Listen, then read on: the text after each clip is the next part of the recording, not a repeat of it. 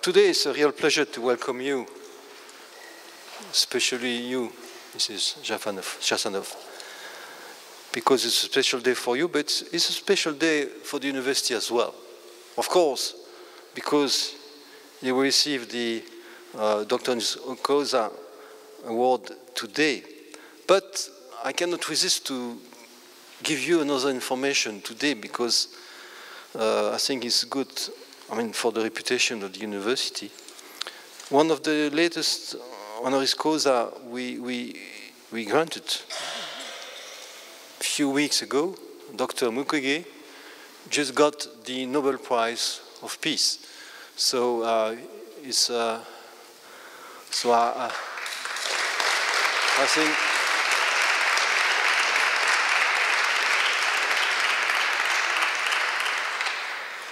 I wish there will be others in the future.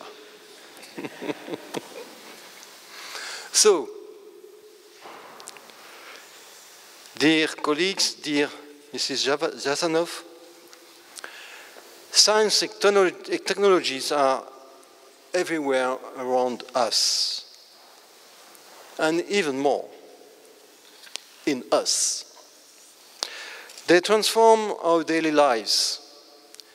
They change the way we work, the way we cooperate. They change the way we relate to others. They transform our relationships with powers. They are transforming access to healthcare. They make us hard-working consumers. Examples abound to show the scope of the paradigm shift in the modern world. But not everything is idle with this technological modernity. New questions are emerging. They often involve ethical and political issues. We see this every day in an obvious way. It is democracy which is being questioned and even at stake. Democratic issues are essentially issues that concern citizens. There is a need for forums to debate that involve citizens in these relationships between science, technologies, and societies. There is also a need for places of reflection where these constantly evolving issues can be examined. This is evident, for instance, in the field of genomics. Today, everyone can access its genetic codes for a low cost. For physicians, access to this data changes the situation. The relationship with patients is changed, and the information in the physician's possession lead them to questions that go beyond their usual practice. Physicians are now willing to engage in exchanges with other disciplines, law, philosophy, sociology, etc. In order to shed light on this new situation, for which they sometimes feel a dead end. Treating in the age of genomics is the theme of a scientific meeting next Monday at the initiative of researchers in the Universities, including several from the Faculty of Law, and in which Professor Jasanoff will also participate. These issues of science, technologies, and societies are not unknown within our university. For several years now, political science researchers at the Faculty of Law have been studying them carefully. They even play a pioneering role on these issues in Belgium.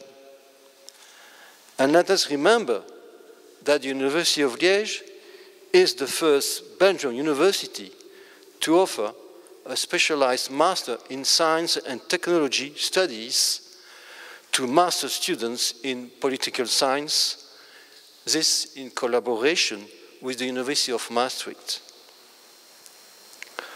We are therefore very happy, dear Mrs. Jasanoff, to meet you at the University of Liège to receive this honorary doctorate.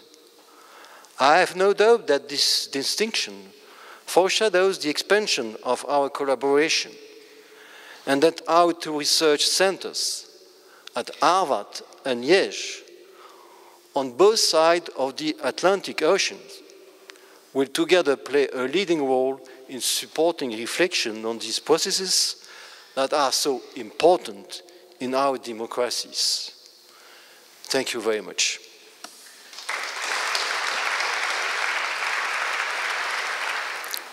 Dear Mr. Rector, dear colleagues, dear students, Sheila Jasanoff is a postdoc professor of Science and Technology Studies at Harvard John Kennedy School of Government. Her work explores the ways in which science and technology interact with the law, politics, and policy of modern democracies, paying particular attention to the nature of public reason. Jasanoff's scholarship has emphasized the co-production of science and social order and introduced terms such as socio-technical imaginaries and bioconstitutionalism into the conceptual vocabularies of the social science and humanities. With degrees in mathematics, linguistics, and law, Jasanoff stands out as a, if not the, prominent figure who contributed to shape and institutionalize the field of science, technology, and society, in short, STS.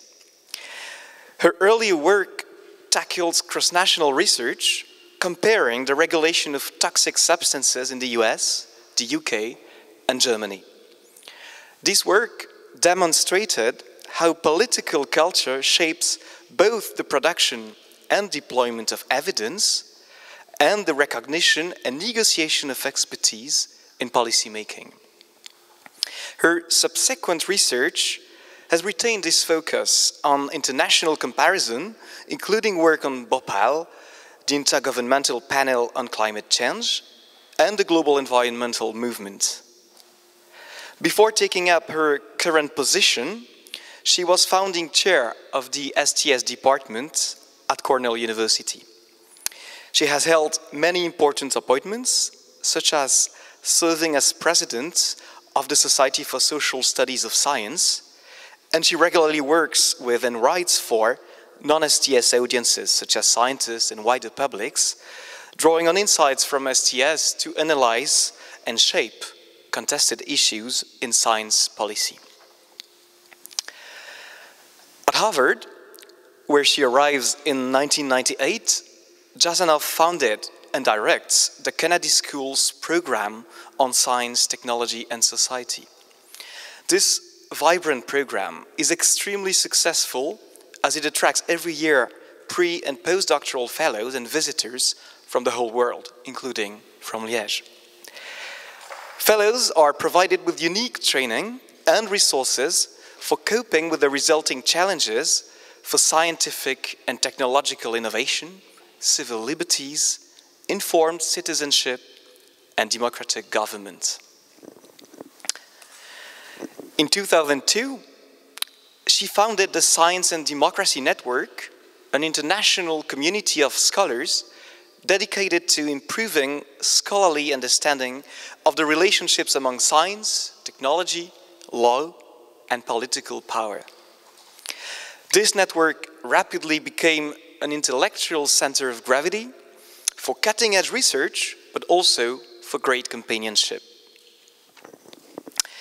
Sheila Jasanoff has written more than 120 articles and book chapters, and she has authored and edited more than 15 books, including Controlling Chemicals, the Politics of Regulation in Europe and the United States. It was in 1985. In the same year, Risk Management and Political Culture. Later on, the fifth branch, Science Advisors as Policymakers. It was in 1990. Her book, Science at the Bar, Law, Science and Technology in America, published with Harvard University Press, received the Don Prize Award of the American Political Science Association. In 2001, she was the main editor of the first real handbook of STS. A few years later, in 2004, she edited States of Knowledge, the co-production of Science and Social Order, which immediately became a must-read for STS scholarship. A comparative study of the politics of biotechnology in Britain, Germany, and the United States, entitled Designs on Nature, Science and Democracy in Europe and the United States, was published by Princeton University Press in 2005. More recently, she published Reframing Rights, Bioconstitutionalism in the Genetic Age, it was in 2011, with the MIT Press. She also published Science and Public Reason with Routledge in 2012, as well as Dreamscapes of Modernity, Socio-Technical Imaginaries in the Fabric of Power in 2015. Even more recently, she's a very prolific author, as you can see. She published The Ethics of Invention with Norton. It was in 2016. And her forthcoming book, Can Science Make Sense of Life?, will appear with Politique Press in 2019. Ladies and gentlemen, as you can hear from this brief presentation, Sheila, if I may now switch to a less ceremonious tone, is not only a very prolific and inspiring academic scholar. She has also constantly devoted her time and endless energy to build bridges between traditions, disciplines, centers, and people. Mr. Rector, dear colleagues, dear students, dear Sheila, today a new bridge will be built with our university. Sheila will be conferred with the highest possible recognition of the quality of her work. But I would like to add that we also have the pleasure and the honor to celebrate today someone characterized by a deep intellectual generosity. So congratulations, Sheila, and thank you very much.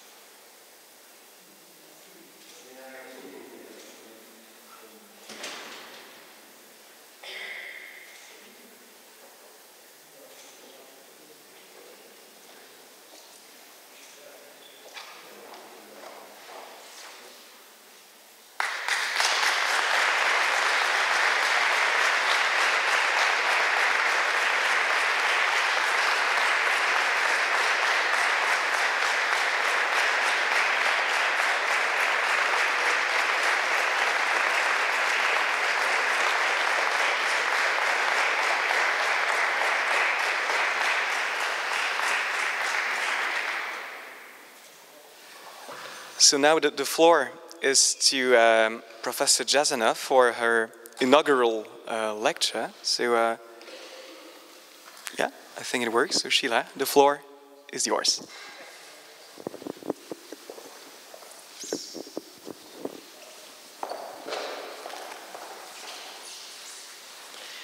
So I should say that as far as Pierre's introduction is concerned, thank you.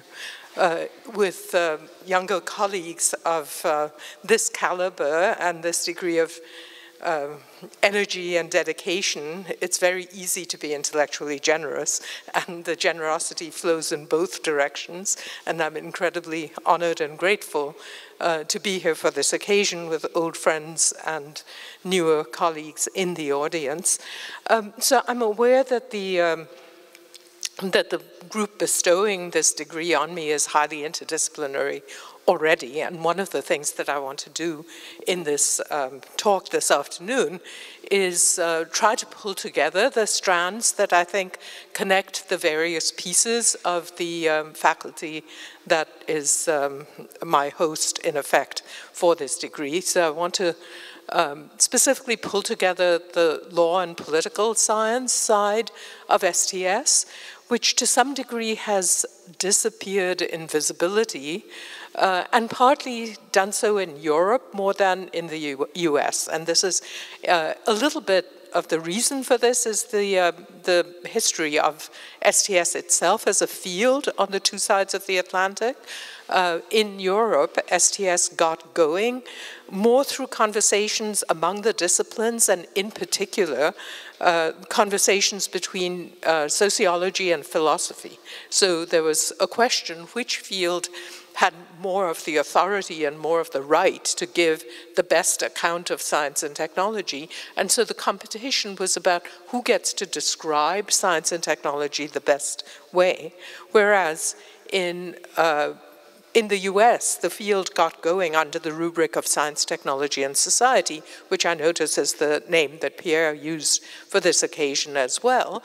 But science, technology, and society, in contrast to science and technology studies, puts the emphasis on the societal relationships of science and technology. Therefore, it's intrinsically looking outward from science and technology. And that is, in a way, my intellectual history as well, because I came into STS as a lawyer by training who had worked in environmental law, but then I became attached to an interdisciplinary center called Science, Technology, and Society. That center, to some extent, was losing its way. It didn't know what this was all about, and so there was a kind of reinvention. But therefore, my history in STS has been associated with these more outward-looking questions, questions that have to do with public policy and law and regulation and social justice concerns. So I'm coming, in that sense, from the right place, I think, for addressing this faculty today. Often in talking about almost anything, it's a good idea to look backward, and what better way to do it than through a text that is actually called Looking Backward. So I want to begin with the law, and this is a well-known work of American science fiction, or speculative fiction, one might call it, Edward Bellamy's Looking Backward, which was written in 1888. And it presents a picture, an idealized picture, of what is going to happen to the law. So we have no such things as law schools, replied the doctor, smiling, talking to this hero who has come back from 1888, miraculously preserved and then fast forwarded into another century. The law as a special science is obsolete. It was a system of casuistry, which the elaborate artificiality of the old order of society absolutely required to interpret it, but only a few of the plainest and simplest legal maxims have any application to the existing state of the world. Everything touching the relations of men to one another is now simpler beyond any comparison than in your day. We should have no sort of use for the hair-splitting experts who presided and argued in your courts. And then the treatises of your great lawyers stand in our museum side by side with the tomes of Duns Scotus and his fellow scholastics. So this is a vision from 1888 of the future of law. But if you fast forward to today, you get a similar sort of portrait of what is going to happen to the law. So how will artificial intelligence change the legal system? And there's a lot of talk about how very soon there will be no need for law schools anymore because machines will be carrying out most of the work that law used to. So 2018 and 1888 united, in a sense, in a disregard for, almost a contempt for, the profession of law, as if the machine will take over questions of justice from here on out. So I want to make the argument that this is perhaps a premature sounding of a death knell for one of the studies that humankind has taken unto itself as one of the higher forms of learning for really ever and ever, for as long as there have been human societies. So one reason to be skeptical of this kind of question about artificial intelligence, or for that matter, the simplification of society that Edward Bellamy foresaw, is that law really is imminent, as many people who have thought about the law have shown in the past. So in a case of parallel invention, where I'm pretty sure that the more recent author is not aware of the work by the less recent author, and it takes somebody like me who bridges fields to be aware of both these books. There was a book by Don K. Price, who was the founding dean of the Kennedy School, where I currently teach, written in 1985, called America's Unwritten Constitution, and then by Akhil Amar, the noted constitutional scholar at Yale Law School in 2012. And the books are entitled the same thing, but of course they're talking about very different phenomena. The way that the two books are united is that they're talking about anything other than the formal Constitution of the United States. So in terms of where one goes to find the law, both books suggest that there is a living tradition of finding law in places other than where it is formally inscribed. And one question we might have in our minds that I don't intend to answer is how good computers will be at dealing with formulations of rules and norms and justice that are not actually codified in some way. How do you program into the bowels of a computer things that genuinely are unwritten? As I say, that is a question for speculation more than something that I'm going to answer this afternoon. But let's turn to some of the sort of interstices where science and technology enter into the picture. So here is the written Constitution, and it's interesting that it forms, in a way, a secular religious text. It's mined for its fairly few words on the US side of this new partnership that Pierre referred to earlier on. Even little phrases have been picked up and repeated in all kinds of contexts. For instance, "we the people" shows up in places like Star Trek, if you're looking at the appropriate episode. I mean, so these are sort of little phrases that have been picked out in order to form a more perfect union. If you say a more perfect union, people resonate with where it is, and then these purposes of the Constitution, justice, domestic tranquility, common defense, general welfare, blessings of liberty, these have all become hallowed words from that formal document. But next to the formal document, particularly through the advent of the new emerging sciences and technologies of the turn of this century, you have what one might think of as an unwritten constitution as well, that I want to talk about in a bit more detail. So historically, the idea that events in science and technology are deeply enmeshed with developments in law, that is not conventional wisdom. Conventional wisdom much more holds that science and technology and law are in some sense separate spheres, and that one of them has impacts on another of them. And you see this in the language of a lot of formal rules and regulations. So this is the US Technology Assessment Act, which established something that we had for a number of years, called the Office of Technology Assessment. It no longer exists, but nevertheless it's a historical document that can be mined for a society's tacit understandings of how science and technology relate to society and to the law. So the US Technology Assessment Act, which established that Office of Technology Assessment, said that the purpose, the function, shall be to provide early indications of the probable beneficial and adverse impacts of the applications of technology. So there you already see this sort of separate spheres idea, because it's putting forward the idea of risk-benefit analysis. That's what the beneficial and adverse impacts have been taken to be. But it's like technology sitting in one box, and then there are impacts, and these impacts can be classified into good and bad.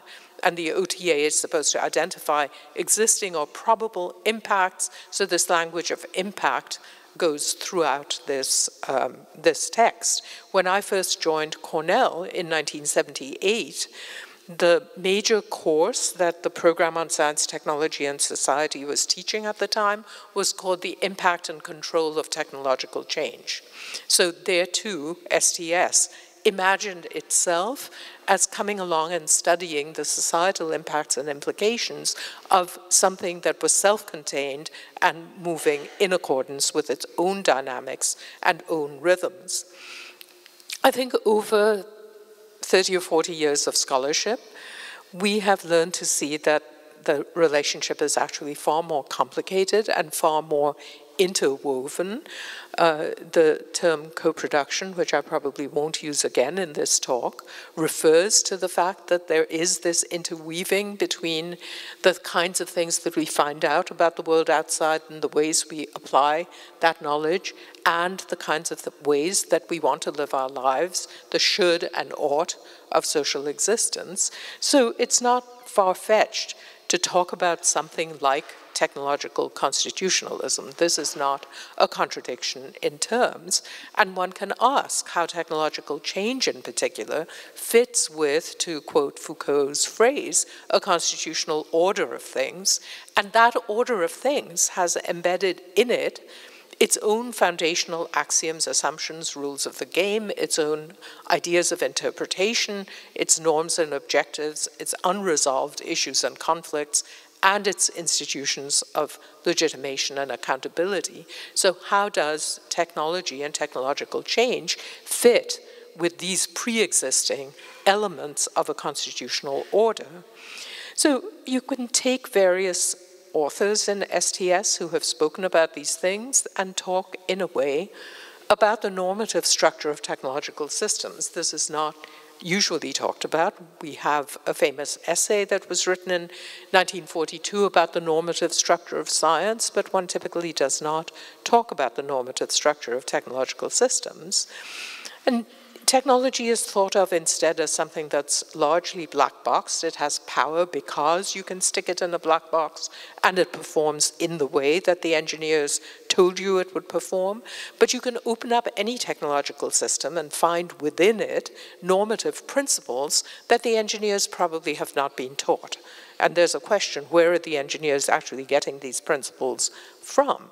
Where did someone like a Mark Zuckerberg, who was for a brief time an undergraduate at my institution, get the ideas that he built into the software for Facebook? And, you know, he may have got it from an undergraduate culture that thought that it was actually quite a hot thing to find out secrets about the women students in the college. That was the origin of Facebook. It was an attempt to use software to identify who the most popular women in the class were. So, you know, you might think that a 19-year-old's vision of the right way to organize a society probably is not the best possible normative structure for a technological system that's trying to connect 2 billion of the world's people in some kind of socially just set of arrangements. So constitutional ideas that matter to the structuring of a technological system. certainly include how we think about humanness in relation to non-humanness, and this I will come to in more detail soon. Equally, what the relations are between individual, community, and state. So what the relationship between individual, community, and state is today is mediated by technology and the people who understand that technology and try to use it in a certain way. Equally, rights, responsibilities, autonomy, equally questions of jurisdiction and sovereignty, and I'll come back to that point, and questions about public and private, and relatedly, legally significant questions about delegation and discretion and what constitutes arbitrariness, and of course, by the same token, what constitutes legitimacy. So let's move to a particular transformative moment in the relations of science, technology, law, and society that raise some of these issues and help illustrate what I mean about technological constitutionalism. So the featured animal in this picture is Dolly the sheep, the first cloned mammal that, as you may know, was born in 1996, but the birth itself was announced later than it actually occurred. And immediately, presidents and governments all over the world decided that they needed to get their states to offer some kind of ethical reflection on the capabilities of this technology. So one of those responses was by President Bill Clinton in the US, and he commissioned his National Bioethics Advisory Commission to speak about the ethics of cloning human beings. And he gave them a very short amount of time. They actually exceeded the time. He only gave them 90 days to come forward with a report. The commission at that time was headed by the president of Princeton University, Harold Shapiro, who wrote about the report when it was published. We concluded that at present, the use of this technique to create a child would be a premature experiment that would expose the fetus and the developing child to unacceptable risks. In our judgment, this in itself might be sufficient to justify a prohibition, and a prohibition on what? On using this new technique to clone human beings at this time, even if such efforts were to be characterized as the exercise of a fundamental right to attempt to procreate. So that's a constitutionally interesting passage because it suggests that the moment this technology lands upon us, cloning, the possibility of creating identical higher order animals, mammals extending to the place of the human, that it could fall into a framing that already contains within it a fundamental right to procreate. Now, anyone here who knows anything about the history of American constitutional law will know that the recognition of a fundamental right to procreate was not even there until at some point in the 20th century. So that in itself is a historical evolution. But now it's part of the baggage against which cloning is immediately interpreted. And he is doing, Shapiro, on behalf of the commission, is doing a funny kind of balancing act because he's suggesting that risk to the fetus, casts this act of trying to clone a human being in the framework of a premature experiment. So in effect, he's suggesting in this little brief language that something about the normativity of a premature experiment weighs more than a fundamental right to procreation. But that is a meta-judgment, and you might ask, where does that come from? That is, how would we, as members of a reasoning society and an Enlightenment society, a modern society, a postmodern society, whatever you want, know that the risk of premature experimentation on a human being is worth more or less or the same as the fundamental right to procreate? Where does such a judgment come from? If anything is part of unwritten or invisible constitutionalism, it's those kinds of meta-judgments, and one might wonder, again, sort of, what are the sources, what are the warrants for making that sort of judgment in a society?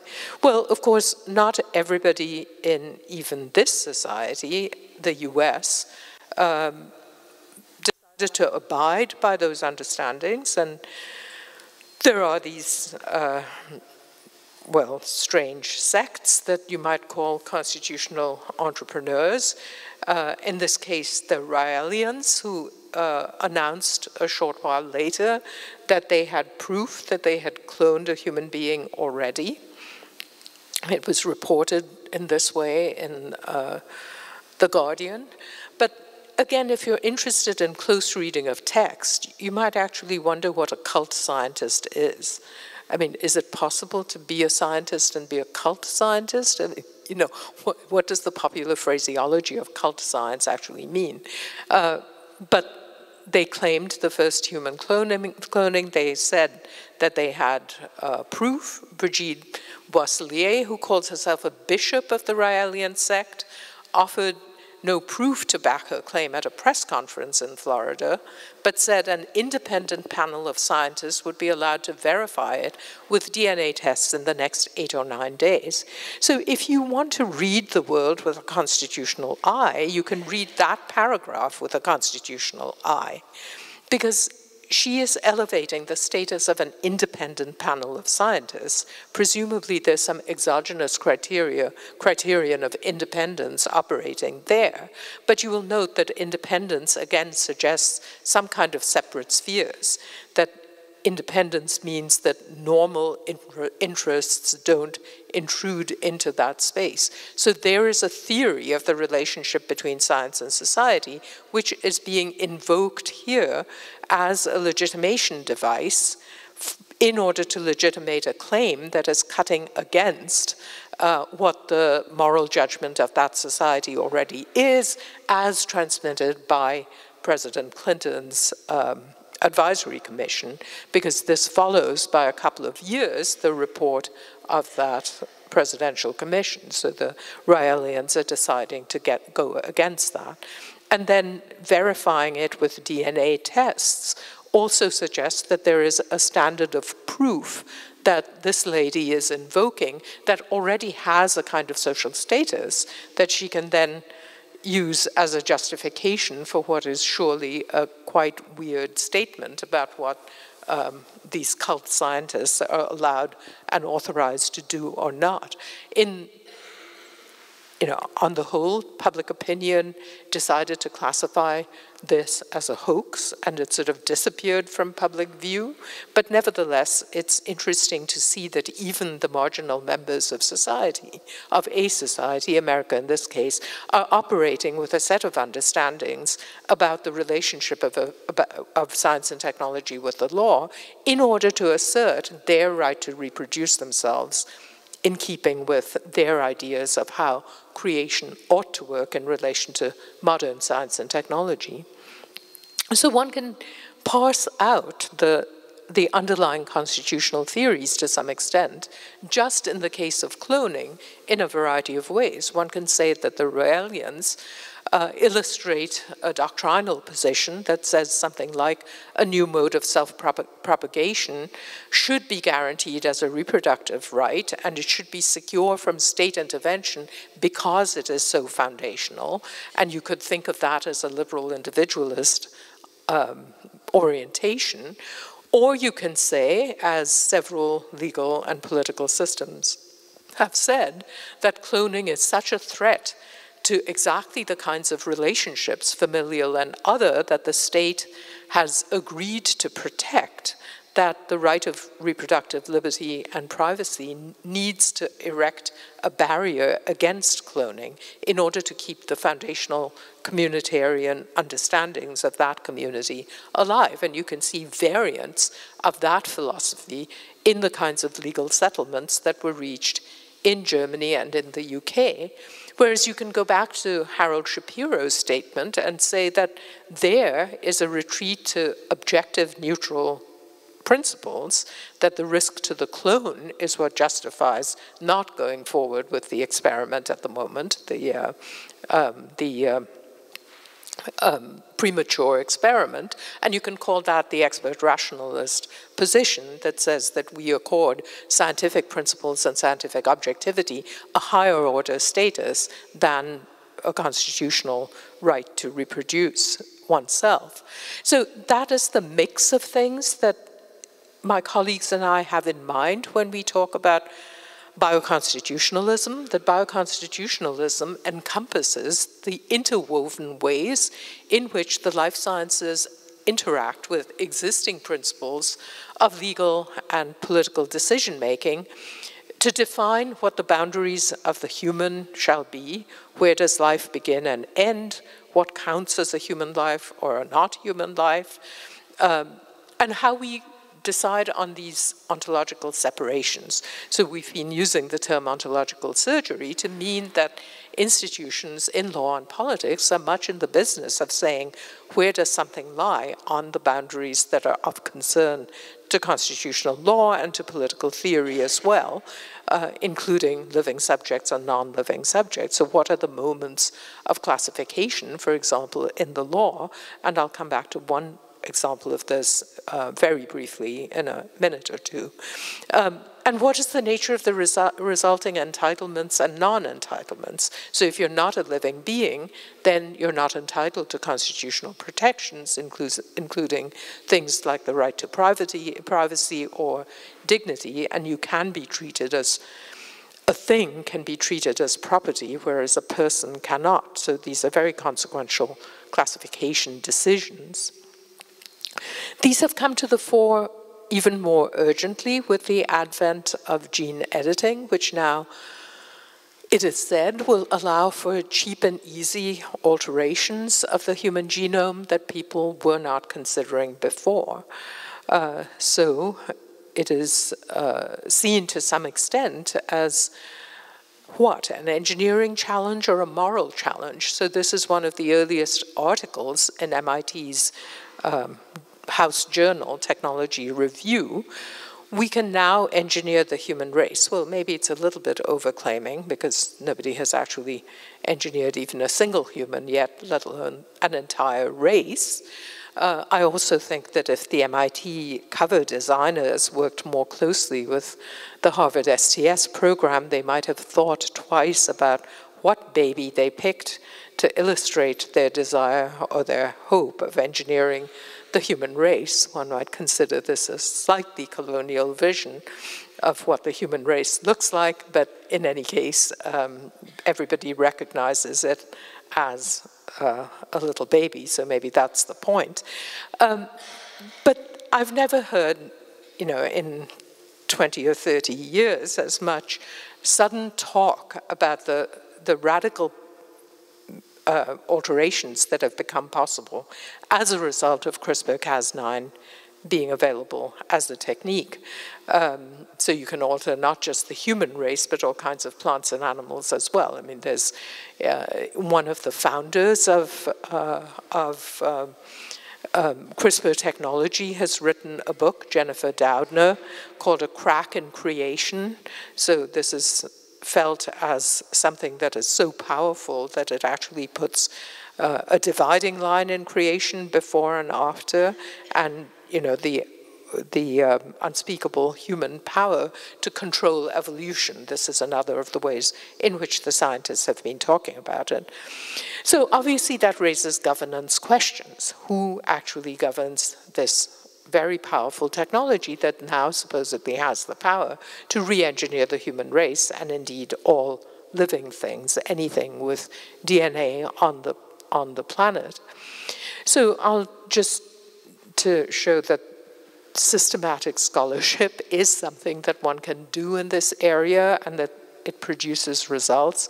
I will present one very dry slide that is a kind of summary of ways that you can organize your observations and findings if you address some of the questions that I've presented in a comparative mode, looking at what different countries do in response to these same challenges. So if you look at just the way in which the three countries that I look at the most often have approached some of these questions, and if you focus in on embryo research in particular, you will see that three countries that otherwise are considered very similar. They're all advanced industrial democracies. They all have some kind of constitutional order, even though Britain is the Ur country with the unwritten constitution, but nevertheless, it has very definitely a constitutional order. British people talk about constitutional crisis more often than any people with a written constitution, which is always something that I've found a little bit worth commenting on. So these are three countries that are very similar, but with regard to something as foundational as embryo protection, the earliest form of human life, they have reached very different answers. And you can look at, well, what is the nature of the protection they afford? And you will find that in the US, it's a contested situation that people demand very different sorts of things. Some of the debate over the present Supreme Court justice nomination that undoubtedly some of you have read about centers on what his ultimate decision will be on the abortion case, Roe v. Wade, but the abortion case turns specifically and explicitly on what is the status of the early developing embryo. So when I say contested, this affects, sort of large-scale political movements in the US. In the UK, they reached a pragmatic solution that if the embryo is younger than 14 days, it can be treated as non-human and a thing for research purposes, and indeed for discarding and other purposes. But after 14 days, the same protections that are due to humans shall click in. And Germany has reached a different biological starting point. It is fertilization. It's the point at which the nuclei of the sperm and egg fuse together to form a single entity. And from that result different kinds of ontological claims. Is this living or not yet living? In the UK, if it's before 14 days, for all legal and constitutional purposes, it is not yet life, whereas that is not true in either the US or in Germany, and that then leads to different feelings and different constitutional ideas about what you can do to destroy it or eliminate it or work upon it and so forth. And so how you can actually abuse the law also takes a different form.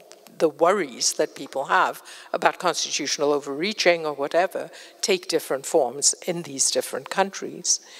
Well, one way to talk about that in relation to the title of this talk is to suggest that there are these invisible constitutions of life that are that lie behind these kinds of decisions and contestations that I've described, that in America you have a situation in which we continue to think as a general matter that science and politics are fairly strictly demarcated and there is a linear transmission of facts into political and public concerns.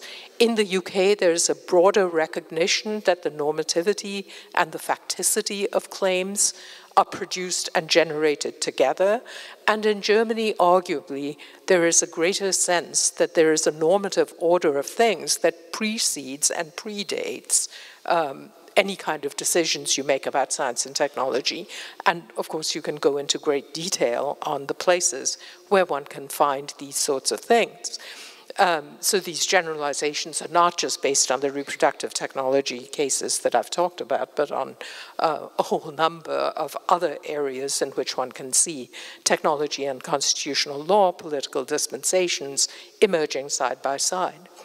So no talk on constitutions and technology these days would be complete without talking about computers and information. And to some extent, of course, I've suggested that right from the beginning by talking about Mark Zuckerberg and Facebook. But it's worth noting that in certainly my lifetime, what an intelligent machine is has undergone a great deal of transformation. So the very first job I had as an undergraduate in college between my first and second years was working for Teleprompter Corporation at a time when its sort of internal office documentation was kept in a room that looks much like the middle picture on the top there. And there were still, perforated data cards and so forth. Unfortunately, I don't actually remember what I was doing there. I think I was sorting file cards or something. But I very much remember the tactile sense of the cards that contained the data. And then, of course, we've become smarter and smarter and leaner, and now we have these little gadgets in our pockets, illustrating what Buckminster Fuller, the Gospel of Disruption, seemed to have in mind when he said you never change things by fighting the existing reality. To change something, build a new model that makes the existing model obsolete. So in the computerized world, you see the displacement of old things by new things all over the place. Not just old machines by new machines, but old and new ways of living. All of that obviously bumps up against existing constitutional prescriptions in all kinds of ways. And one place where the bumping up has been very explicit in the US is in relation to the Fourth Amendment of the US Constitution.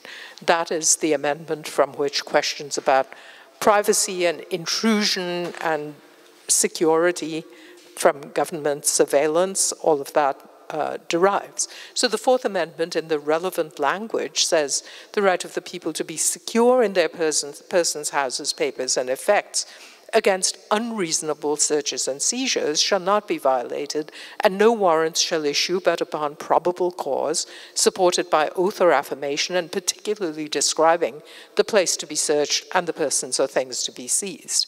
So unreasonable searches and seizures and probable cause, I think these are terms of common discourse. If you talk to people on the street, they may well know probable cause and unreasonable search without even knowing what document they're talking about. These have become like currency in the pocket that people simply trade in. But of course, there's a formal system of jurisprudence that has evolved in relation to that language. So the Supreme Court of the US had to decide at some point, or points, how technological intrusions compare with people actually knocking down your door and entering to search your home. So one of these foundational cases was Katz versus United States, which in a kind of nod to science fiction featured a telephone booth. So some of you may be aware of the hallowed role of the phone booth in Doctor Who, but in this Supreme Court decision, the phone booth arose in a different way. So Mr. Katz was accused of placing illegal gambling debts across state lines in violation of federal law by phoning from Los Angeles to Miami and Boston. So it was interstate, therefore federal law, and he was doing illegal things. And the question was, could he be wiretapped by having the wiretap stuck onto the phone booth? And the prosecution, the state argued that since there was no physical intrusion into his space, he was not protected by the Fourth Amendment. And the court said, by a 7-1 decision, that that was not right. They said that in an enclosed space, Mr. Katz did have a reasonable expectation of privacy, and therefore the state could not intrude there with a warrantless and hence illegal wiretap. So that is a standard common law type of argumentation, looking at analogies between the new thing and the old thing. But we're in a world in which things are far more disrupted. So for one thing, as the makers of Superman well understood, the phone booth is no longer a phone booth. In the olden days, Superman used to rush into a phone booth to change his clothes, to take on his super identity. But by the time Superman 2 got made, the phone booth had already become a somewhat sleeker piece of street furniture. And there's a point where Christopher Reeve, in his identity as Clark Kent, glances at the phone booth, and of course you're supposed to laugh as a member of the audience because he recognizes how impossible it is for him to go into this half-open space and change his identity. So even popular culture precedes, to some extent, constitutional law in recognizing that technology and norms have become, profoundly interwoven. So against that backdrop, the Supreme Court decided, not that long ago, about 4 years ago, that cell phones are entitled to a kind of privacy that phone booths had already been accorded before. And what's interesting is the way in which the Chief Justice, who is otherwise not particularly well disposed to the rights of criminal defendants, spoke about it in this case. He said that you have to have a warrant for conducting a search of cell phones because cell phones play such an important role in contemporary life, such a pervasive and insistent part of daily life, that the proverbial visitor from Mars might conclude that they were an important feature of human anatomy. So here is the Chief Justice. I can pretty much guarantee he never had an STS course, but he's recognizing that we are all cyborgs now, that the phone contains a piece of our anatomy, a piece of our personality, and vice versa, so that they are an important feature of human anatomy, and therefore searching the phone is like searching the person. It is an extension of the person, it is inseparable from the person. So there you have a constitutional decision that in effect is incorporating a theory of technology and the human into it without, of course, publicly acknowledging it. One can carry on that kind of analysis into all kinds of things. For instance, not the role of the hardware of the telephone, but of the apps that we develop. And here, for instance, is just one quick example. Venmo is one of these apps that allows friends to go out drinking or doing other things together and pay collectively for something, but then subsequently charge each other for their exact contribution. And my younger colleagues, I'll never join them in this, tell me that it's a very convenient way of keeping accounts, because after you've gone and had your 2 beers, you can write to your colleague and use a beer icon to show what you're paying for, and you can pay your $6.36, and so very trivial transactions can be carried out in this way. Now, it used to be that you would buy your friends a round, and people would keep track of the rounds and not of each person's exact contribution. And I still think that Germany has people waiting on tables who fill the role of Venmo because the waiter goes around to every person and somehow miraculously remembers exactly what each person ordered. And in Germany, it's very formal if somebody is actually taking you out for a meal, and they will tell you, I am inviting you beforehand, so that there is no ambiguity about this. But if you're not invited, then you have to pay your fair share. So Venmo, in effect, has sort of gone into this culture of exchange and created a culture of individual responsibility for payments. And, this is an article about the app that says, by rendering payments between friends nearly invisible, Venmo theoretically should make these relationships less obviously transactional. Yet not only does it encourage pettiness, because you're keeping track of exact dollars and cents, but the app arguably promotes the libertarian, every user for himself ethos of Silicon Valley. So again, you see that the app itself is perceived by people as having built into it a kind of constitutional order, an element of a constitutional order in which the libertarian subject is seen in a certain way. So very quickly finishing up, one can think about the fact that we are today in a global order where companies assert rights and capabilities that are to some extent bigger and wider spreading than those of the nation state. You can go to individual corporations. They do keep changing their websites, but you can see in something like their promises the kind of jurisdictional status that they are claiming. So here was one from more like the turn of the century. Today, I think DuPont, as the company, does not any longer advertise exactly this to-do list. But the very idea of a to-do list for the planet is a kind of para-constitutional discourse, because it says something about how the company has a duty to everybody on the planet, and it's using the language of citizenship. We affirm to all our stakeholders, including that list of things, and the public.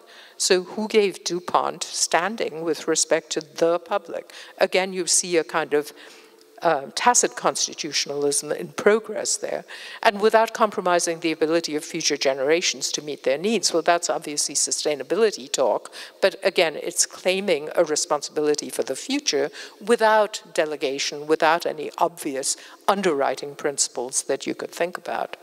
And you don't have to go back archiving in history to find these examples.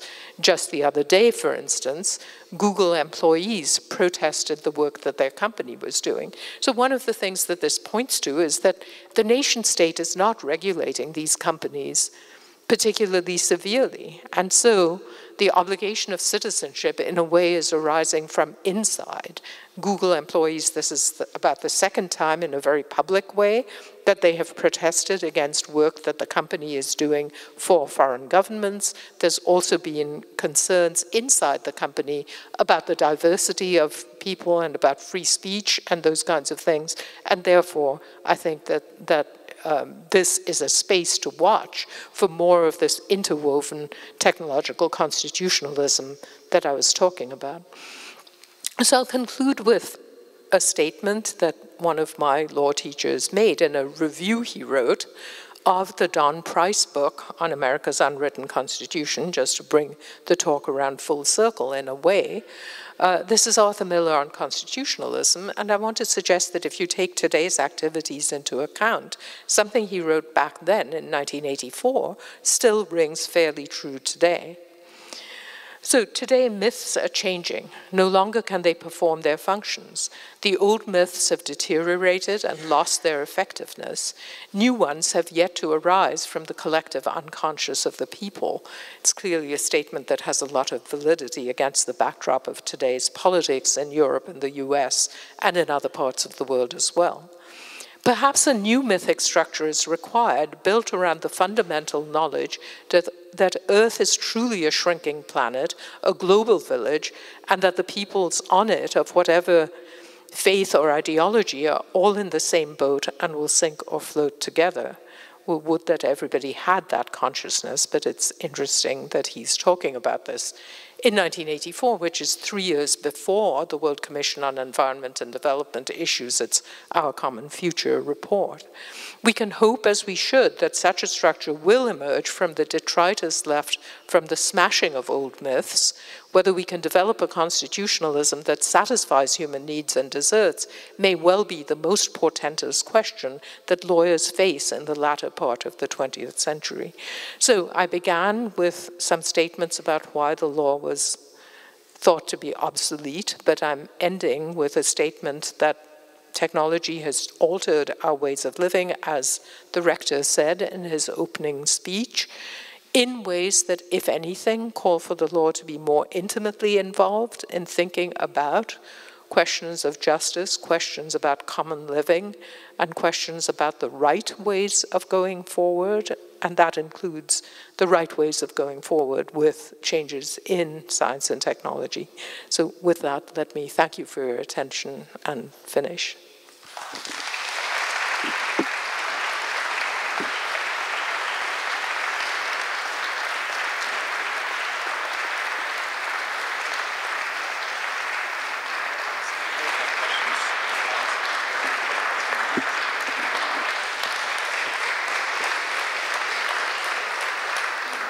Thank you very much, Sheila, for this very exciting and challenging talk that's really broadening out the way we might think of constitutions and the place of technologies in social orders and their co-produced relationships, of course. I would like to offer you the chance to ask questions if you have some questions before the closing remarks. Does anyone would like to ask something to Professor Jasanoff? Don't be shy.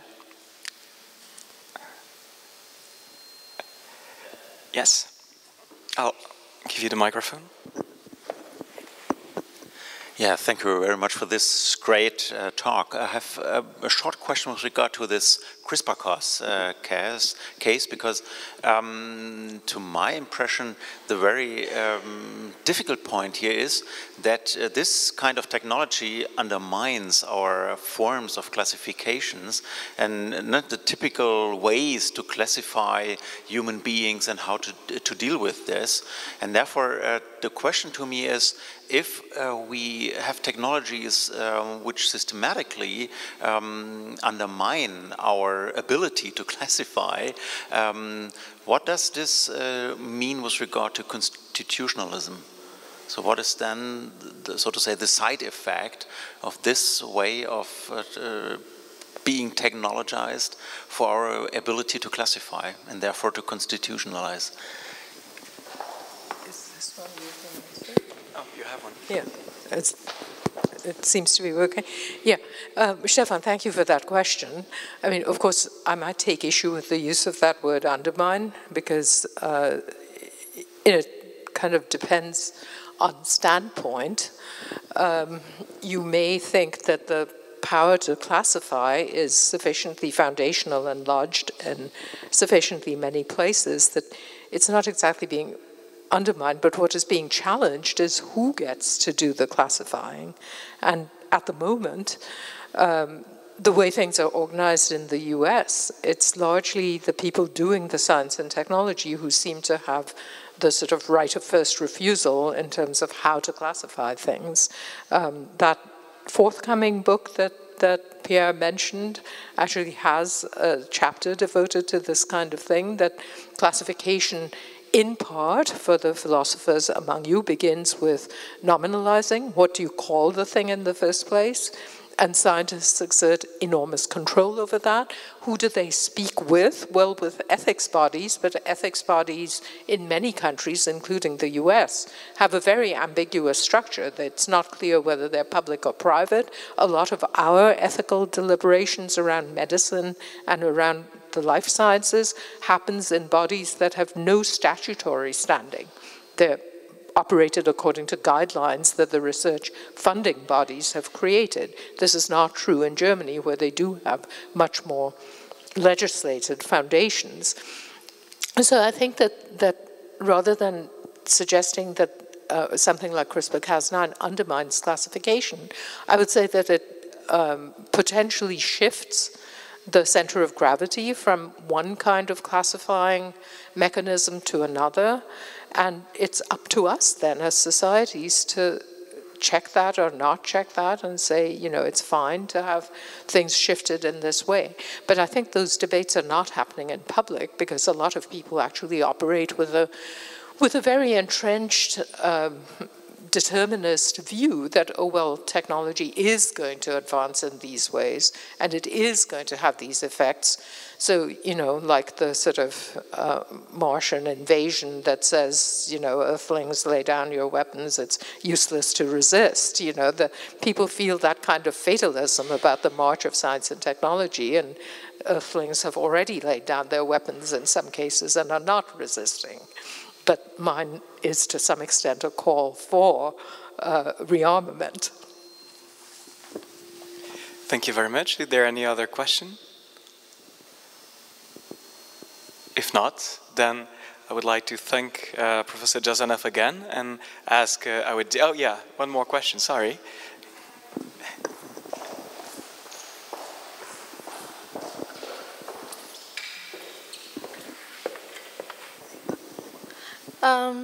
Hi, my name is Kouter, and we're actually a few students from Maastricht University, and Jessica Mesman is sending you her regards, who's our professor now.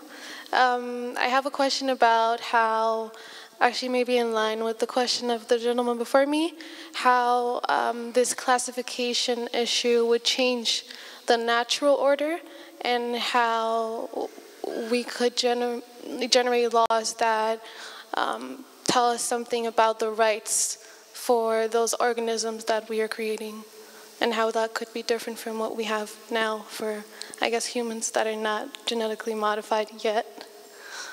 So yeah, that's my question. Yeah, well, thank you. That's, of course, a very interesting and deep question. I think that we're already seeing some, two different directions in which things could proceed. I mean, so either the very term natural order can stop having much meaning because we can intrude so deeply into all kinds of things. So especially colleagues down the river from me at MIT are doing things not just with CRISPR-Cas9, but also with gene drives that propagate the genetic changes that you can bring about very quickly through entire populations. And a lot of the discussion there is about whether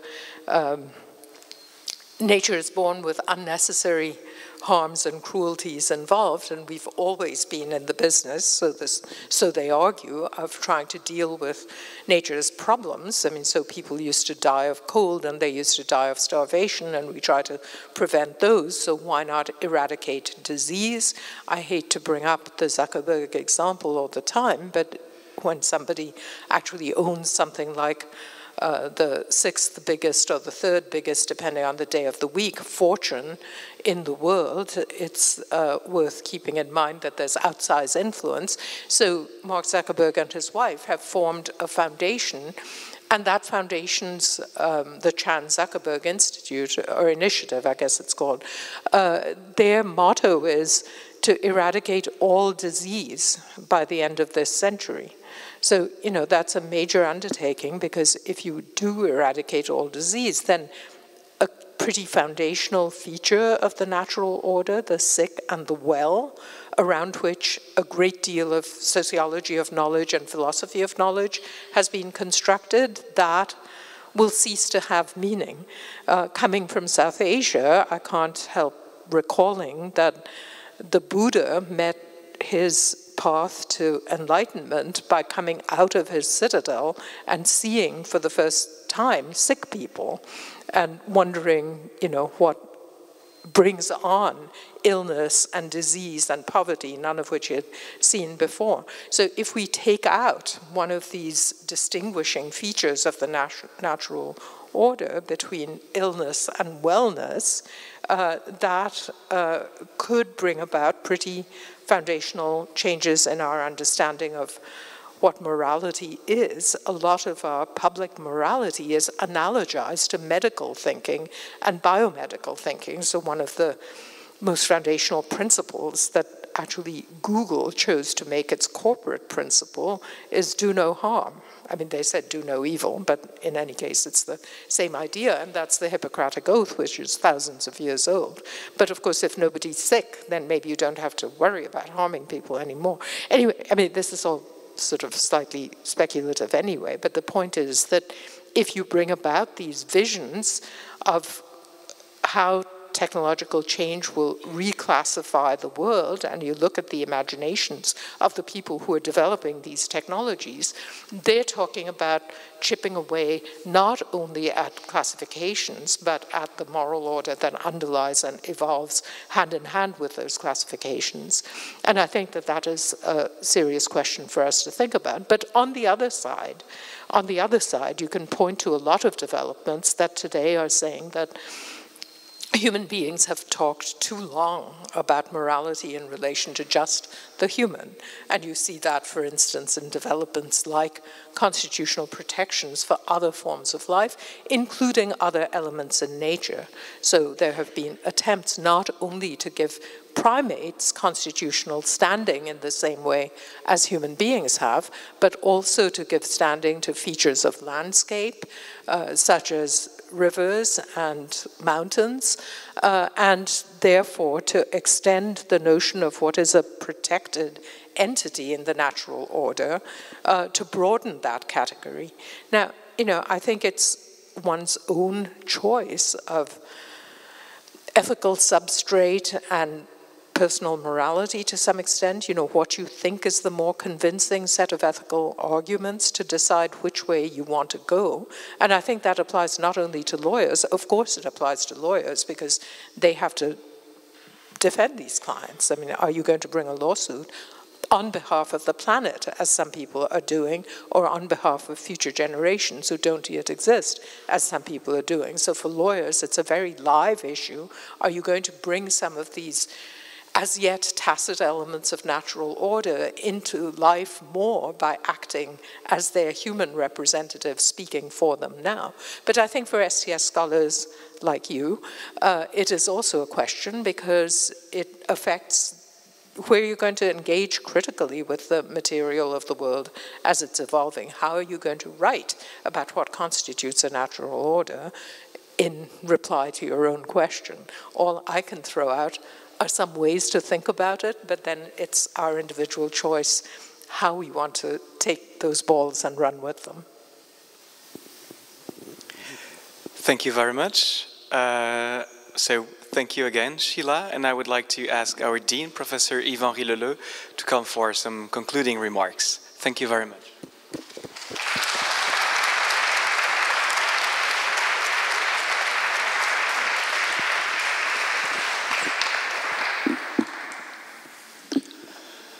Dear Professor Jasanoff, dear colleagues, dear students, as Dean of the Faculty of Law, Political Science and Criminology, it is for me a great honor to speak in front of such a distinguished audience, with such an exceptional guest as you, Professor Sheila Jasanoff. We are extremely proud that our university took the decision to confer you the insignes of Docteur Honoris Causa in recognition of the high quality of your work.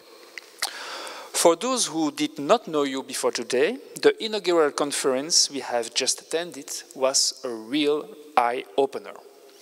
Not only for the place that science and technology occupy in our life, but especially for the intimate, even though tacit, relationship between science, law, and technology. The topic of this conference was invaluable for the perspectives it opened for interdisciplinary research. Personally, as an expert on family life and law, I was already attuned of thinking of genetics as a powerful life of molecularizing the family and transforming the relationship to ascendage. Recent parentship cases in Belgium are an evidence of that. But obviously there is more. From your inaugural conference, I retained the feeling of urgency to reconnect science with norms making, and the urgency to explore the multiple ways in which science and law rely on each other for their own authority as institutions of power. This is certainly a topic that needs to find a key place in the research strategy of our research unit, Cité, recently born and bringing together law, political science, and criminology.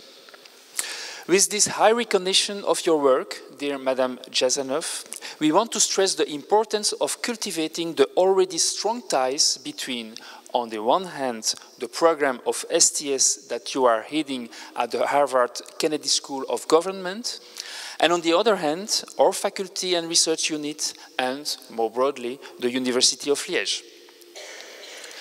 You will be with us until Tuesday, and there will be 2 more opportunities to engage with 2 other strands of your groundbreaking work. First, your work at the intersection between science and democracy. On next Monday morning, you will be part of a symposium on alternative truth and public reason. Second, your work at the intersection of the biological and the social.